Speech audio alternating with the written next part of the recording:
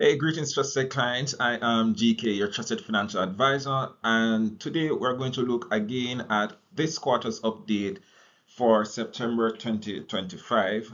Just a reminder that the updates are for the quarters that have passed. So we have looked at up to May, and now we're looking at the end of June, July. And what has the investment market been saying then?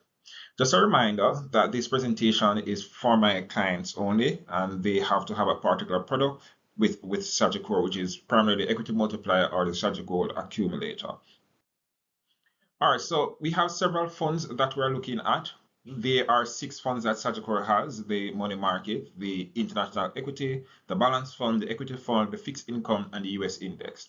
These will determine how your investment performs and, of course, your returns. So the losers for last quarter, and that is the ending of July, were the balance fund, the equity fund, and the fixed income. The up to May, the balance fund was performing at a year-to-date of 1.4%. At July, the year-to-date performance fell to 0.9% at 0.5% loss. So you would not necessarily see any gains in your portfolio since May. For the equity fund, which is our local equity fund, we have an international equity fund that we're going to be looking at. But so the year-to-date performance up to May was 0.5%, and we have seen a negative return of negative 4.5% as of July 2025, which is a year-to-date, well, a net loss of 5%. So that is concerning. Most persons would have had their monies in this fund, but we're going to be talking about that. And then there's a fixed income where the year-to-date return up to me would have been 1.3%, and as of July that is at 1%, which is a decrease of 0.3%. The reality is that there are a lot of factors in the marketplace that is changing that. The stock market, the main market is not performing as well as it ought to. And there are several factors for that, trades uncertainties and a few other things. But what is important is the fact that we know that the money is not performing, right? Now let's look at our winners, sorry. So our winners for this for last quarter would have been the US index, the money market, and the international equity. The year-to-date performance as of May for the US index was at 3.7%. We know at July at 6.4%, which is a 2.7% growth, which is good figures because remember, inflation up to this period was 3.8%. So we are still above the inflation target, which is good. And what we're also trying to do, we are trying to see if we can get a double-digit growth in terms of our returns for this year. And based upon how these funds are looking, it's quite a high possibility that we will actually end there if the natural growth continues. For the money market, which is a more reserved type of investment instruments, here we're looking more to like for government bonds and other investment instruments where they are set returns. So normally the interest and the returns due on these investments are normally due within a 12-month period, and so we anticipate that this is going to perform anywhere between 5 to 7%. And it is still a winner because we have moved from 2.5% year to date to 3.4%, a 0.9% increase. The international equity, one of my preferred funds, of course, is 4.7%, and that was at May, but as of July, it's at 8.8%, a double in the amount of gain from for end of May to finish the quarter in July. And so for me, I'm looking at this fund actually being around 10-12%. I could be wrong. Anything in the market can change these things. There are some key differences to these funds. The US index is mostly based up on the US Treasury bonds and bills. And what you tend to find is that where in a market where funds and those things are changing, where the main market is going down and stocks are not performing well, you tend to go more towards your government bonds and those secured types of instruments. And the US dollar is one of those things that people seek after, and that is one of the primary building block of the US index fund.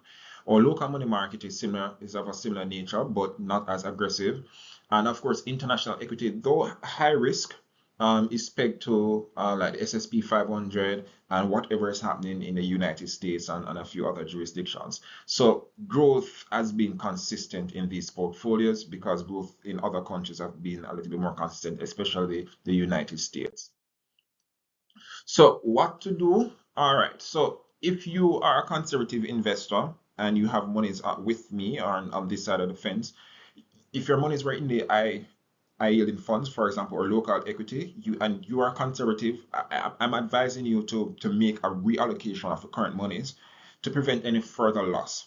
So what you can do is actually do a balance split across the performing funds, so you can reallocate the monies across the US index, international equity, and the money market to reduce any further loss and to also increase future growth. For the aggressive investors, you have the option of one, you can still, it said that the best time to buy is when there's blood in the streets.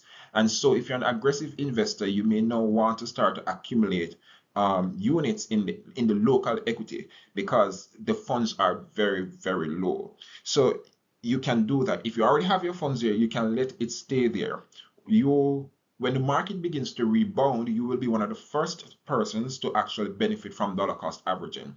Dollar cost averaging, I think I've explained that in another video. If not, I'll explain that in video. I'm going to just check the data that I have. But the challenge with all of this, however, in terms of if you choose to take the aggressive route, is that we do not know at what point the market will fully recover.